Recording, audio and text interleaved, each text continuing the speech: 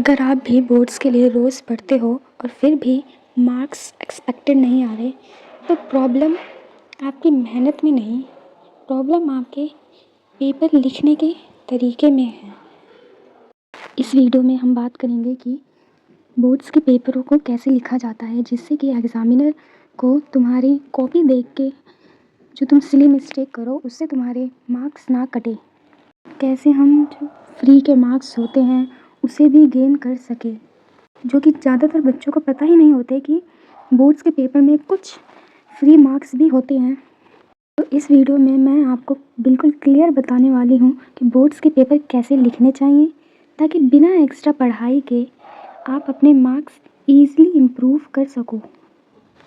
तो let's first talk about common mistake. सबसे पहले बात करते हैं उन गलतियों की जो मैक्सिमम स्टूडेंट बोर्ड्स के पेपर में करते हैं। पहली गलती, आंसर बिना किसी स्ट्रक्चर के लिखना। मतलब जैसे कि हम 5 मार्क्स आंसर लिखते हैं या फिर 3 मार्क्स आंसर लिखते हैं, उसमें कुछ बच्चे क्या करते हैं, पूरी स्टोरी लिख देते हैं, जिसकी वजह से तुम्हारी आंसर्स को एक पैटर्न नहीं मिल पाता, जिससे कि एग्ज़ामिनर को कीवर्ड्स ढूंढने में भी तकलीफ़ होती है। तो कोशिश करो कि ज़्यादातर जो तुम लॉन्ग आंसर्स लिखो उन्हें पॉइंट्स में लिखो, जिससे कि तुम्हें कम भी लिखना पड़ेगा और एग्ज़ामिनर तुम्हारे कीवर्ड्स ढूंढकर पूरे मार्क्स भी दे देगा। दूसरी गलती, इम्पॉर्टेंट हेडिंग्स और कीवर्ड्स को अंडरलाइन ना करना। इससे तो तुम्हें क्या करना है कि जो भी तुम आंसर्स लिखो उनमें जो कीवर्ड्स हैं या फिर क्वेश्चन के आंसर में जो इम्पोर्टेंट वर्ड्स हैं उसे तुम अंडरलाइन कर दो, जिससे कि क्या होता है, एग्ज़ामिनर को आंसर चेक करने में ईज़ी होता है। तीसरी गलती बच्चे क्या करते हैं कि प्रेजेंटेशन को इग्नोर कर देते हैं। प्रेजेंटेशन में तुम्हें क्या करना होता है कि हम वीडियो के एंड में डिस्कस करेंगे। ये छोटी छोटी लगने वाली गलतियाँ आपके 10-15 मार्क्स ईज़िली ले जाती हैं। तो देन हम बात करेंगे एग्ज़ामिनर के माइंडसेट में। बोर्ड्स के एग्ज़ामिनर के पास ज़्यादा टाइम नहीं होता, वो परफेक्ट आंसर नहीं ढूंढता, वो क्लियर और रीडेबल आंसर चाहता है। एग्ज़ामिनर मेनली 3 चीज़ें देखता है। पहली, आंसर समझ आ रहा है या नहीं। दूसरी, इम्पोर्टेंट कीवर्ड्स प्रेजेंट हैं या नहीं। एंड तीसरी, प्रेजेंटेशन क्लीन और ऑर्गेनाइज्ड वे में लिखी गई हैं या नहीं।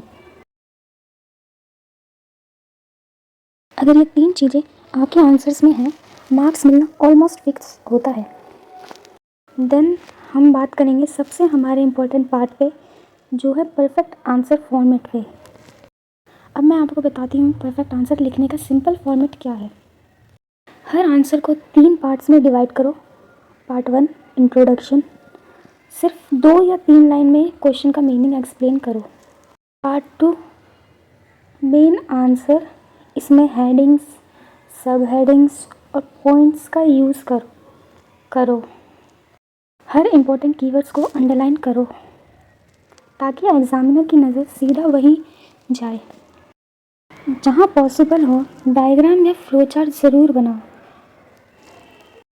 पार्ट 3 कंक्लूजन या एग्जाम्पल, इससे आंसर्स कंप्लीट लगते हैं। अब आती हैं कुछ स्मार्ट टिप जो डायरेक्टली मार्क्स बढ़ाती हैं। टिप नंबर 1, आंसर शीट का फर्स्ट पेज।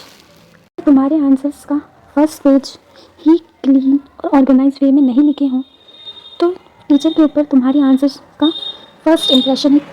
अगर आप कंसिस्टेंसी के साथ ये सब फॉलो करते हो तो मार्क्स इम्प्रूव होना बिल्कुल पॉसिबल है। अगर ये वीडियो आपके लिए हेल्पफुल रही तो इस चैनल को सब्सक्राइब करो